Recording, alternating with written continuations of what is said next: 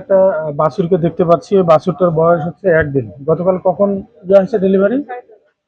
সকাল 10:30। রাত 10:30টায় সে ডেলিভারি হয়েছে।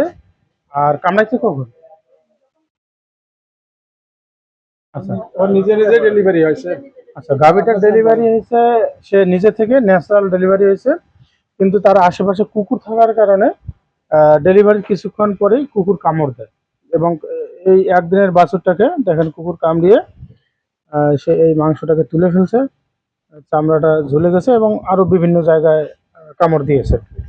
তো এইরকম কেজে এই মালিককে ধন্যবাদ যে অন্য কোথাও না দেখে উনি আমাদের কাছে নিয়ে আসছে।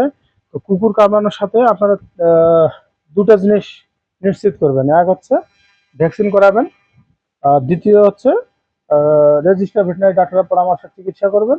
এবং তৃতীয় যে কাজটা হচ্ছে আপনাদের নিরাপত্তার জন্য অবশ্যই এই কুকুর কামড়ানোর ক্ষেত্রে হ্যান্ড গ্লাভস ব্যবহার করবেন।